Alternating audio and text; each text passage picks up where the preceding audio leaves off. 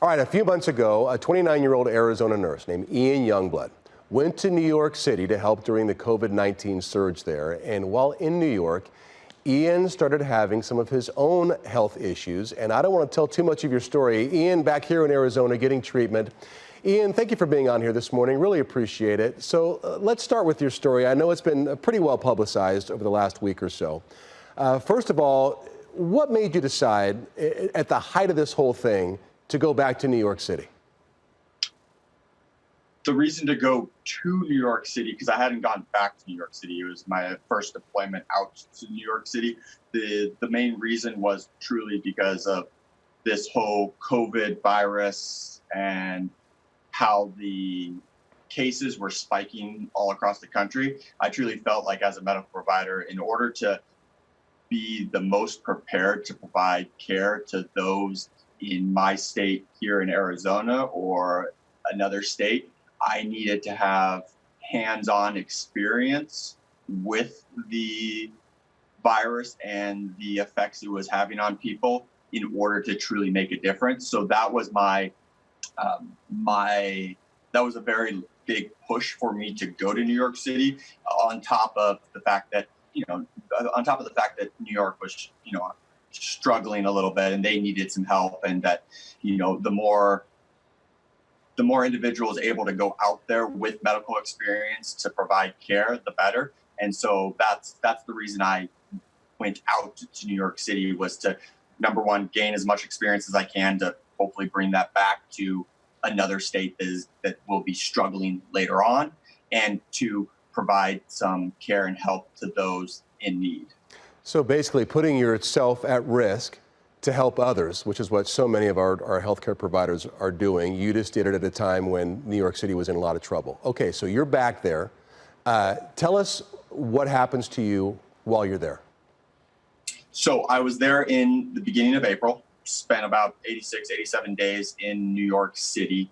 While I was there working on Father's Day, June 20th, I woke up to get ready to go to my shift, and I had some really strange neck pain that transferred over into the frontal lobe and had some headaches. And just prior to leaving for my shift, I started having extreme nausea and then vomiting. My motor function was a little bit off too. For some weird reason, I had somehow dumped my entire water bottle all over myself in my hotel bedroom and my hotel bed. And then when I started having the nausea and vomiting, my medical staff in charge of taking care of the staff with the agency, they decided that, hey, it's let's take you in. And of course, being an ER guy, I didn't want to go into the ER. I was like, no, let's not. I don't want to take up a resource. Let's just go to an urgent care. So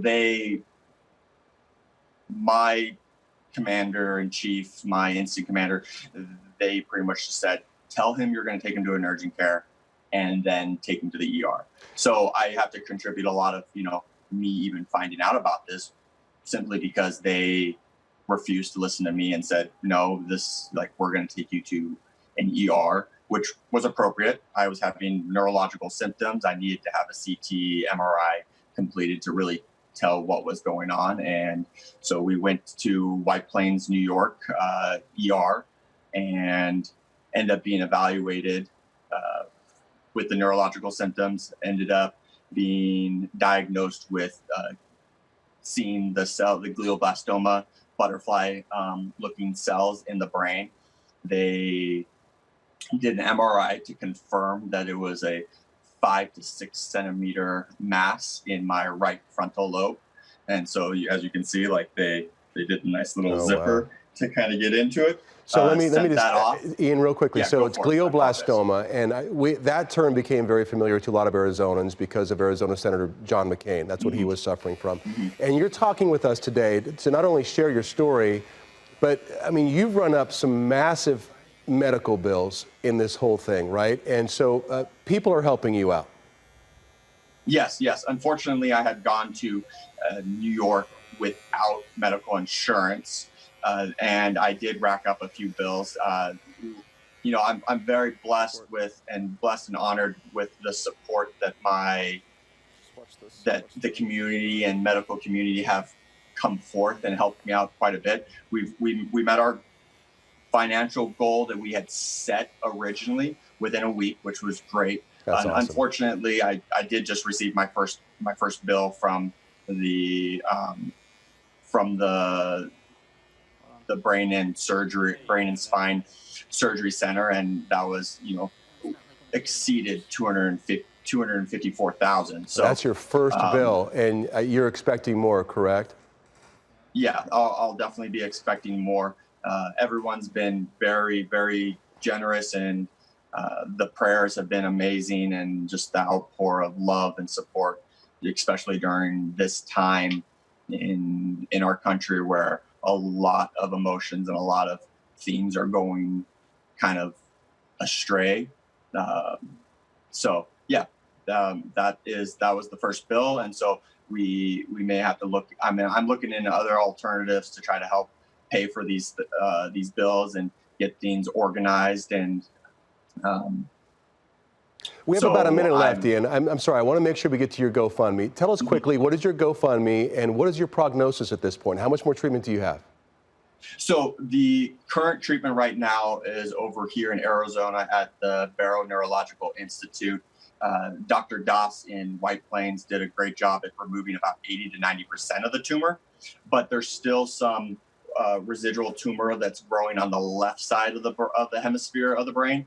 And so we're going to have to really attack that with chemo. That's going to be about 6 weeks of chemo and radiation for the first treatment phase. And then we'll do an MRI every 2 months to kind of see how it's doing. And then we'll go from there. As for, what was the second part of your question? The GoFundMe. Look, we've talked about it many times on this show, and I know you've heard it all over, but you healthcare workers have been the heroes of this whole thing. And we have a lot of viewers out there that I'm sure would like to help you with what you're going through now. And so what is your GoFundMe, and how can people get you some help? So the GoFundMe is, you can go onto the GoFundMe website and you can look up Ian Youngblood, and it'll populate. You can also find it on my social media. If you look up myself on Instagram, Ian_Youngblood, or even Facebook, Ian Matthew James Youngblood, or LinkedIn. There's simply searching my name, you'll probably come across it, hopefully. But the GoFundMe website, and then just looking up Ian Youngblood is probably going to be your best bet, your quickest way of finding it. Ian, our thoughts are with you here. Good luck in your fight against this, and hopefully we can touch base with you again and continue to chart your progress here. And thank you for talking with us this morning. Definitely. Thank you, Troy. I appreciate it. Take care.